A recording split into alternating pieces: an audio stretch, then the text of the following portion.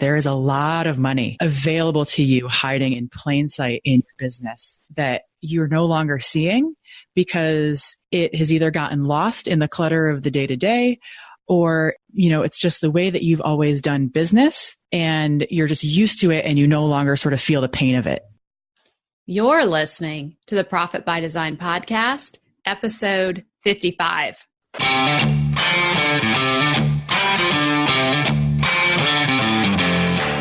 You work hard in your business. On the Profit by Design podcast, we ask the big question: what has your business done for you lately? Hi, I'm Dr. Sabrina Starling, the business psychologist, the author of How to Hire the Best, and your co-host on the Profit by Design podcast. Weekly, my co-host, Mike Bruno, and I bring you tips, tools, and strategies from our own experiences and from the experiences of our guests, who are entrepreneurial thought leaders and real-life entrepreneurs, all to support you in making intentionally profitable and sustainable business decisions to live the lifestyle you desire. Is your business running your life? Are you fed up with working crazy long hours only to lay awake at night worrying about cash flow, or feeling totally angry and frustrated over what your team isn't getting done? If so, listen up. I've got something I want to share with you. At Tap the Potential, we have our small group coaching program that is designed for business owners just like yourself who are done. You're done with the way things are going and you're ready for a change, and not just any little Band-Aid change. You want a life-changing business transformation. That's what we specialize in at Tap the Potential. We turn life and cash-sucking small businesses into highly profitable, great places to work, and then we send those business owners on a 4-week vacation while the business runs without them. If that sounds good to you, I invite you to check out our small group coaching program at Tap the Potential, where we integrate Profit First, the Pumpkin Plan, and my book, How to Hire the Best, into our small groups to produce these transformations. All the while, we're working with you to be the leader you need to be to create this business that can run on its own while you have more life. Check us out, tapthepotential.com. Profit Designers, today I'm bringing you a conversation with Geraldine Carter of She Thinks Big. Geraldine specializes in coaching CPAs to help them grow their accounting practice. Through her podcast, She Thinks Big, she supports business owners to think bigger about what is possible while creating new thought patterns that lead to higher levels of profit. And on today's episode, Geraldine and I get into a conversation about where we play small, how to think bigger, and the importance of mindset. Geraldine shares with us her favorite tips for having a more positive, growth-oriented mindset, and I share some of mine as well. And before we get into that, let me share with you a little bit more about Geraldine. Geraldine co-founded a company in 2008 that has gone on to generate millions for sustainability. She's completed an Ironman in 12 hours, and she's an ICF Certified Coach with more than 800 hours of mindfulness training. In her spare time, she rides her mountain bike in her hometown of Missoula, Montana, or runs after her 2 tiny kiddos. So with that, let's join the conversation with Geraldine. Okay, well, welcome to the podcast, Geraldine. Thank you, Sabrina. I'm so excited to be here. I am too. We are going to have a conversation about thinking big. You are very big into mindset work, and I can't wait for us to explore that with you. And as I was thinking about our conversation today and where we might go, both of us are ICF coaches. And in your bio, you list that you have had 800 hours of mindset training. And I got to thinking about that, and for myself, because I've been coaching now for, I think 14 or 15 years. And I don't know, I've never kept track of the specific training that I've done. But when I think about, for myself, the hours that I've put in working on my own mindset, and so many times our clients come to us and recognize that their mindset is not where it needs to be, and they want to start working on their mindset. And it can be a very frustrating experience. And I'm sure, Geraldine, you've encountered this too, where people know they could have a better mindset and can intellectually grasp it, but they find themselves slipping back into the old ways. And so I just want to offer for our listeners, I think on today's podcast, you're going to get a lot of empathy and understanding from Geraldine and I around how much effort it takes to change a mindset and to have a mindset that sets us up for success. So as we go there, Geraldine, how did you come to the work that you're doing, especially around mindset? What was the turning point for you?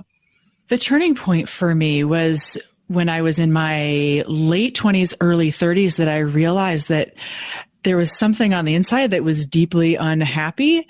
And I didn't want to live another 50 years in this body of being unhappy so much. And on the outside, I had it all together and everything looked fine and, it's high functioning and everything. But on the inside, I knew that things just weren't right. And I thought, I better take care of this now. The sooner I take care of it, the better, the more I'll enjoy my life. Better to, get it over with. Because I hear if you don't do it now, you end up having a midlife crisis and you do it later. So let's just get this over with. And that put me on a path of, once I was in, I was like, oh my gosh, this is so great. I'm finally starting to not feel quite so much like a crazy person. And I feel a lot more balanced. And at least if I don't have all my stuff figured out, I know that I'm still okay and that I'll eventually get it figured out. But not having it figured out doesn't make me feel quite so unsettled the way that it used to. Yeah. If you could describe what your mindset used to be like before you were introduced to mindset work, how would you describe it? Locked and fixed. Yeah, me too. And reactive, really, right? Like I didn't know that there was space and time, like Viktor Frankl says, where you can pause and you can take a step back and you can self-observe. I had no idea that was a thing. And it took me, in fact, it took me 2 whole weekend long trainings to understand what they were even talking about, to really get it, to be like, oh, you mean when I'm sweeping the floor and I'm all PO'd because I'm the one sweeping the floor and everybody else is socializing and I'm getting my knickers all in a twist about it. Like, oh, that's what they're talking about. I can stop and I can self-observe and be like, I'm going to pause, take a breath, and make a different choice in this moment about how I want to be and what I'm doing. Do I want to continue to sweep the floor or do I want to go and be social?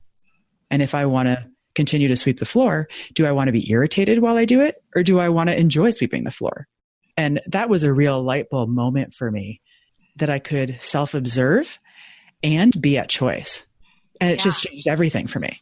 The being at choice was huge for me and recognizing that the path that I'm on in my life, I don't have to stay on this path. I can do something different. And that's kind of a big picture, being at choice. But what you're describing is that moment to moment opportunity that we have. We are always at choice of how we're going to react, how we're going to let a situation impact us, how we're going to think about a situation. And I know I have my favorite tool that helps around this, and I'll share that in a moment. But I would love to hear, what is one of your favorite tools that you share with clients that really helps them grasp the ideas of mindset and being at choice? So one of the tools that I find works really well for people, and it isn't my tool, I believe it comes from Mel Robbins. She does the 5, 4, 3, 2, 1 go thing. And I take 5, 4, 3, 2, 1 and I put breath on it. So count backwards, like when you're feeling agitated, upset, annoyed, stuck, whatever, 5 breaths and you count back from 5. And what I find is that when you tell somebody or suggest to them, take a breath, they take 1 breath and it goes like this. And then they hold it. And they forget to let it out. Yes. And then the second breath, they go, but it's still really tight. Mm-hmm. And then the third breath, they're like, and it gets a little looser. And the fourth breath starts to loosen up. And then by the 5th breath, they're like, okay, stuff starts to move again, right? Mm-hmm. But if you just tell somebody to breathe until they feel relaxed, that just gives them way too much of a rope. So what I found is that because usually somebody can really experience a significant change in their sort of state of reactivity within just 5 breaths, mm-hmm. I have them start at 5 and count back to 1. So they're not like, oh my God, eye roll, how long am I going to have to do this for? Right. Right. Well, and I think just saying to someone, relax, is a very open-ended suggestion, because a lot of times relaxation is not a real experience that people are familiar with having. And that breathing gets the oxygen flowing to our brain, which does create that space to see things differently and to just put some space between ourselves and the situation. So I promised to share my favorite tool, and that is the Choice Map by Dr. Mary Lee Adams, and it comes from Change Your Questions, Change Your Life. And I love it because it's a visual of a path, and we can choose if we're going to go down the learner path or the judger path. And at any time we find ourselves going down to the judger pit, which that's where our judger path takes us, we can change our questions and we can ask a different question to get ourselves on the learner path. And for me, it was such a light bulb moment when I read that book to recognize that I have these non-conscious questions that I ask myself that lead me straight into the judger pit. And this is not something that, because I've been using it for years myself, we use it all the time with clients. It's not something that once you learn it, you're done with it. It is, we have to constantly, even those of us who are experts in this, we have to constantly go back and keep utilizing these same tools that we're sharing with our clients. It's always ongoing work. It is. It's always ongoing work.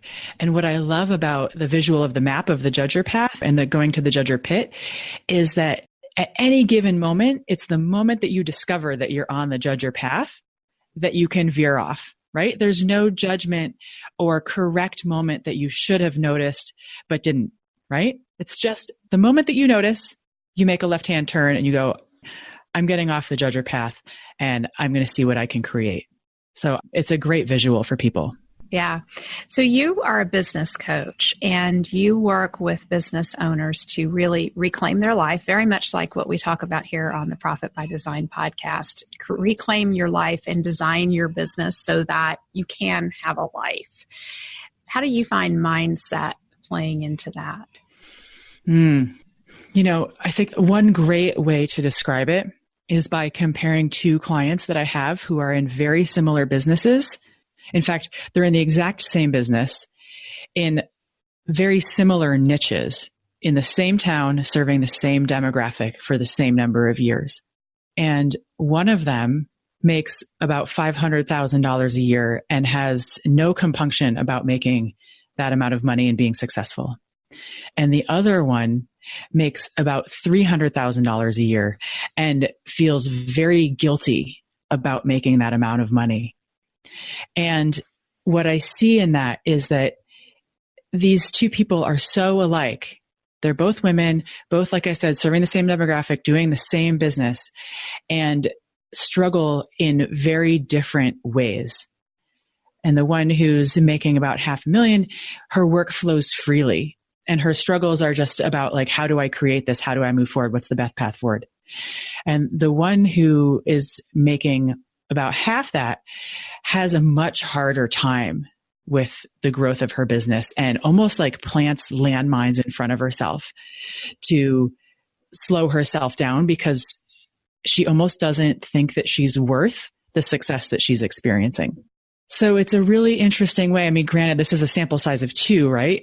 But I still see it across my clients that the way that they're getting in their own way is so often not tactical and so much more often just sort of mental, emotional game around all things. Am I good enough at this? Should I be doing this? Am I worth this amount of success? What does it mean about me if I make this amount of money? What are people going to say about me? What are they going to think about me? What am I going to think about myself? If I experience the success that I would like to have, who am I to do that? Who am I becoming? And having these sort of identity crises, if you will, right? Because we think of ourselves a certain way in a fixed point in time. What we don't see is that we've morphed over the 30, 40, 50, 60 years that we've been living, and that we will continue to morph, and it's okay. But oftentimes we're frightened of the person that we might need to become in order to fill the role that we would like to be creating. Is that too sort of in the clouds? No. I think our listeners are tracking you. They're identifying. And as you're talking about that, I'm thinking that so much of our fear that we walk around with has come from experiences that we had when we were much younger. And that fear mindset developed to keep us safe. And it was specific to that situation, and it was helpful in that situation. But we keep growing and evolving over time. And those mindsets that are grounded in fear, that are grounded in the past, no longer serve us, but they can show up and sound like the voice of reason. And, we actually should be very cautious. And, and like you said, we do things to get in our own way and stepping in. I talk a lot about becoming the leader we need to be to have the business and the success that we want to have. And who is that person? And what choices does that person make in any given situation? Yeah, exactly. And learning to think like that person in the future, that person or leader that you want to become. How is it that that person thinks? What thoughts do they have? What thoughts do they no longer have? And how can you start thinking those thoughts now, even though they don't feel like they fit you right now? Because it's with having those thoughts of that person in the future that you will then create the results that that kind of person creates. If you keep with the thoughts that you're having now, you're just going to keep getting the thing that you have now. The same result. Same result. Same thinking equals same result. Yes, exactly. Yeah. So really looking forward and trying to get into the being and the head of that person who you want to become. Like, who is that boss, that CEO that you want to become? How does she think about herself? How does she carry herself? How does she feel about herself? What does she say to herself in the morning? What thoughts does she intentionally think? And what sort of useless mumbo jumbo head trash thoughts has she dispensed with because they don't serve her? Mm-hmm. So I know that one of the things that you offer that is so impactful is identifying where money leaks out of the business because of our mindset. And I listened to you. You have a podcast, She Thinks Big podcast, and I listened to you talk about this. And as you were going through the list, every single thing you said, I connected it back to that's not tactical. It's mindset underneath that. So I want to give you that opportunity to share, maybe not all of them, because I think you have a special offer for our listeners that have all of these areas where we leak money out of our business, but maybe a few of the key ones. Sure. Yeah. So I'll share a couple of them. And what it is, I coined the sort of phrase, find the $50,000 hiding in plain sight, just to represent the fact that there is a lot of money available to you hiding in plain sight in your business that you're no longer seeing because it has either gotten lost in the clutter of the day to day, or, it's just the way that you've always done business and you're just used to it and you no longer sort of feel the pain of it. So it's like the frog in the slowly heating up pot of water that gets to a boil. Right, right. Yes. Or like the little splinter in your hand that you couldn't get out. So you just left it and the skin grows over it and it's like this tiny little nuisance, but you've learned to ignore it. There's lots of different ways that money is hiding in plain sight in people's businesses. And what I found was that when I would work with clients, that they would talk to me, we talk about their goals and we talk about where they are now, and they would have financial goals and other kinds of goals. And we'd look at their current financials and I would ask them how much, how many hours a week are they working? How many hours are they billing? And what's their hourly rate? And I would do the math, and the math would add up to they should be making, let's say, $250,000. But in fact, their profit and loss showed that they were making $200,000. And I'd be like, where's the extra money? Like, you're billing, you tell me that you bill 20 hours a week at, let's say $100 an hour, just for napkin math here, at $100 an hour for 50 weeks a year. That adds up to $100,000. Why are you only making 75? What's going on? Like, where is that money? Right. Where is it? I want to know. Like, where'd it go? Yeah. And so I would start looking and I would cross-reference their calendar in particular with their profit and loss. And we go in and I'd look, week by week, what are you doing? What are the activities? It shows me here, looks on your calendar like you had 15 meetings, but you only billed out 12 meetings worth of hours. So like, what happened? And I don't have any judgment. I just want to get to the bottom of it. Mm-hmm. And so it's just being curious and opening up a big question there. Yeah, just opening up and like, let's talk about where things are leaking out, because it sounds to me like from what you're telling me, what I'm hearing is that there's a lot of opportunity here, a lot of, let's just call it money on the table that you're not capturing for some reason that's currently unbeknownst to you and me. So let's go finding it. And what I would find is that so commonly there were a number of common places to look. And to a client, I don't think there's a single client that I have coached that has not had money hanging out in accounts receivable beyond 90 days. Everybody's got money hanging out in accounts receivable, sometimes lots of it.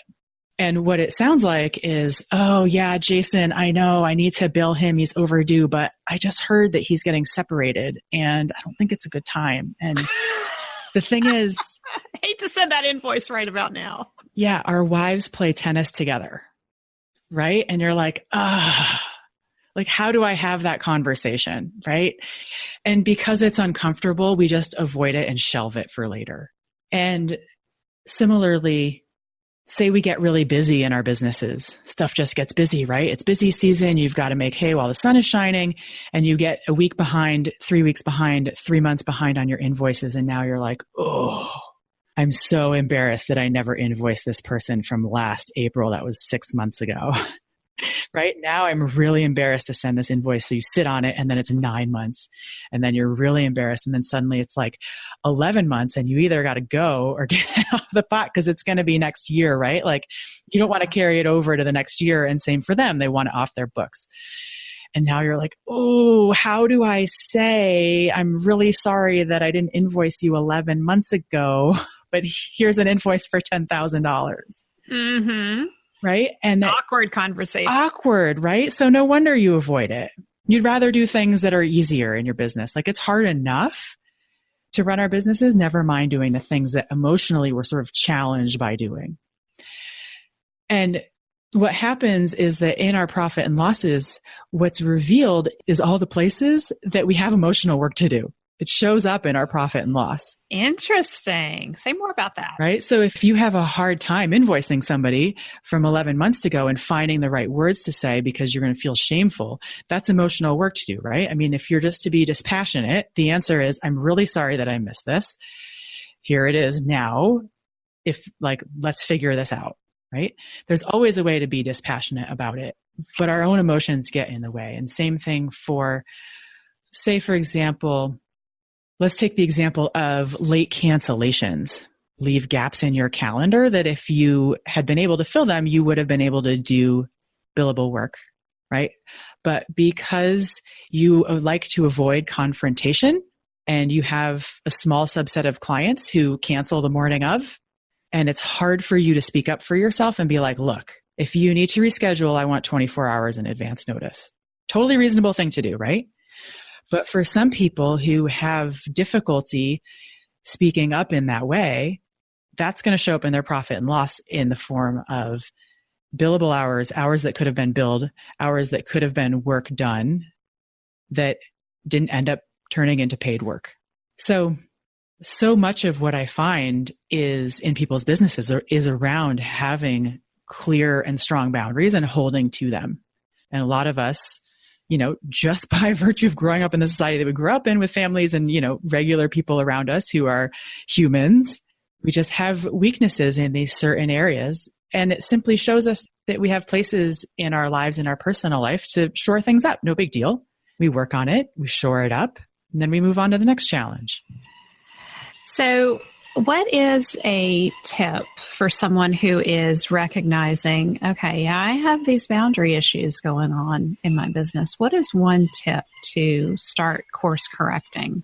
I think we take it back to where we were earlier, which is simply noticing, right? The first step is self-awareness. With that comes slowing things down and observing. If you want to get into it, observing the thoughts that go through your head that are lightning fast thoughts that happen just in the blink of an eye. You hardly even notice them. And being curious with kindness always, right? because we're so hard on ourselves already. We're already our own worst critics. So be kind to yourself and be curious and ask yourself, that's really interesting that I just did that thing again that I always do, that I'm like, oh, no problem. You can totally cancel. I'll find somebody to fill the spot, when you know full well that you won't. And go, I wonder why I did that. What was going on? What was the feeling that I had the moment that that happened? Was it fear? Did I freeze? Did I get tight? So that you can begin to recognize the signals that your body, which is this awesome dashboard of information for you, is sending you. And then you start to practice, right? And you just become adept at noticing when it's happening and ask yourself, what next time this happens, what's one tiny thing that I can do differently? And it could be as simple as pausing and counting to 3, right? Just to slow the train down, right? Because what happens is like the interaction is happening so quickly and you get reactive, even though you might not notice, but you just go on autopilot. And it's like the bullet train comes by and it scoops you up and like, you're off into your automated patterns of behavior. Yes. Well, and I'm thinking for myself, I used to have this problem in my business. As you're describing, I'm like, yeah, I remember that. And I remember what it felt like. And I remember starting to notice it. And for me, one of the things that helped after I started noticing it and just being aware, and I believe once we know something, we can't not know. So the pain point around it, it's no longer, that little splinter. It's like an ouch, like, oh, this really hurts. Yes. And so starting to think about, well, what is the real impact of this? And it's not just this one decision, but if this is a pattern for me, how is this spilling over and playing out in the rest of my life? Like when I am working at 8:00 on Friday evening because I've committed to something, but I'm just now able to get to it. Usually that is because of something that I didn't say no to that I should have, or I should have had a firmer boundary around. And so that's what I mean by saying, let's, watch the impact, because that for me is when it becomes that big painful splinter and like, okay, can't do that anymore. Got to do something different next time. And then the next time it happens, I'm much more likely to do something different. And that is such a great open-ended question. What is the impact to you? What is the impact to other people? Mm-hmm. And what is the impact of this in your life? Yeah. So, and I know that you also talk about something that Mike and I here on the podcast are very passionate about, and that is proactive bookkeeping and using key performance indicators to our advantage in our businesses. So you want to talk a little bit about that? Sure. Yeah. So you've said this many times on your podcast that bookkeeping and accounting are very much looking through the rearview mirror. And a lot of bookkeeping is done primarily for the IRS, right? We have to make sure that we're in compliance. And it's important work. And those numbers can give us important information. But so often, business owners overlook that information. If they do look at it, they're go like, okay, yeah. But what's hidden in that information is what is working well in your business that you need to keep doing more of, and what is not working in your business that you could consider stopping doing. So because bookkeeping is historical in nature, and in coaching, we want to be looking forward, right? At what opportunities are in front of me right now? What is the business that I would like to create? What does that look like? How many hours a week do I want to work? How much money would I like to make? That's very much forward looking. And we can use our books to get us started figuring out how we're going to reach our goals. So with my own clients, we look into their profit and loss, we look at their revenue streams, and we figure out what their revenue streams are, which ones are most profitable, and what's the gap between the number of transactions or clients in particular that they have now. How many more do they need in order to get where they want to go? And what I find is that so often my own clients, in order to reach their goals, they don't need that many more clients. They need like 3 or 6 more clients, right? And it's so easy to get off on this sort of wild goose chase of social media and all the networking events and all the everything that we can do. And in this sort of very cloudy vision of, I just need more clients, but when they don't really know how many or where they come from, to kind of do everything spaghetti at the wall. And when we can go off of hard numbers and go, okay, you need 6 more clients. Of your current 12 clients, where did they come from? If 9 of them came from referrals, which referrals did they come from? And if they came from 2 people, let's go back to those 2 people and see if we can find 4 more clients. Let's spend our time and effort there on what has driven current growth rather than sort of get your profit and loss and just archive it. Let's actually find out what it's telling us that is useful and use that information to go forward. So a friend of mine, I think she was looking for 4 more clients and she had 7. And I asked her where she got those from. And she said half of them came from podcasts. And I said, how many podcasts are you currently booked on? And she said, none. So it's like that, right? It's like we forget to think these things and they're right there in front of us. If you're getting clients from podcasts, then make sure that you're continually booking podcasts. If you're getting clients from 2 key referrals, make sure you're talking to those people and saying thank you and letting them know that you have room for 3 more right now. So often we just make it too hard and we do the spaghetti at the wall when really, if we use the numbers and what they're telling, the information that they're telling us, we can be much more targeted and we can save ourselves time. So we can work less hard and we can make more money. I think that's so wise because we get very problem focused in our business. And when we focus on the problems, that's what grows.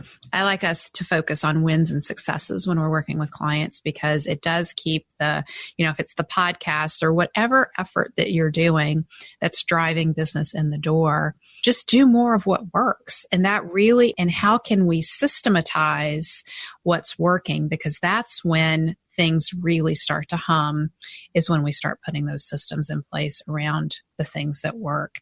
And when it comes to marketing and advertising expenses, that's where we can really see a lot of wasted time and money. And I think, early on for business owners who are trying to do a lot of things themselves, the social media is a huge time suck where people get totally lost in there and get very little results. But think, and I'm putting air quotes up, I'm supposed to be doing this. It's supposed to work for me. Why aren't I getting any results? And I talk about our $10,000 an hour activities. And those are the things that we know they work, they bring in more business, they can be systematized, and eventually we can get other people doing some or all of that for us in the business. And really, in using our KPIs to zero in on what that is. Mm-hmm. Yeah. It's such useful information. It's great data for you. You already have it. Leverage it. Absolutely. So, Geraldine, this has been a wonderful discussion here, very enlightening. And I know that you want to offer our listeners a gift where they can access more ways to recapture $50,000 hanging out in their business. So do you want to share how they can get their hands on that? Yes, I would love to. And thank you for that. I'd love to offer your listeners a gift. It's a free ebook that I put together around the 10 most common places that I look where clients are possibly leaving $50,000 or more hiding in plain sight in their business. And they can download that from my website. It's shethinksbigcoaching.com/profit by design. Awesome. Okay. Well, I think that's going to be a great tool for them to get their hands on. I'm sure people are going to enjoy going to look for the $50,000. Yes, who doesn't want $50,000? Right. Absolutely. Well, thank you for being with us, Geraldine. Thank you so much, Sabrina. This has been a real pleasure. Are you ready to be the leader you need to be to have the business that gives you your life back? If so, you may be a good fit for our small group coaching program at Tap the Potential. You can apply directly by going to profitgift.com. All one word, profitgift.com. What are you waiting for? Your life is waiting for you. Thank you for spending time with us today. Join our conversation in the Profit by Design podcast Facebook group. Share your thoughts on today's episode, ask us questions, and let us know what you want to hear about next. Visit our website at profitbydesignpodcast.com to access resources from our sponsors and tools we've created for you. Subscribe to the show on whatever platform you're listening to right now. There's a subscribe button right there. Go ahead and hit it so that you always get a notification when we release a new episode. And finally, share our podcast with a friend if you know a friend who would enjoy it. Thanks again for listening. This is real life business. Keep your chin up. Keep moving forward. You got this.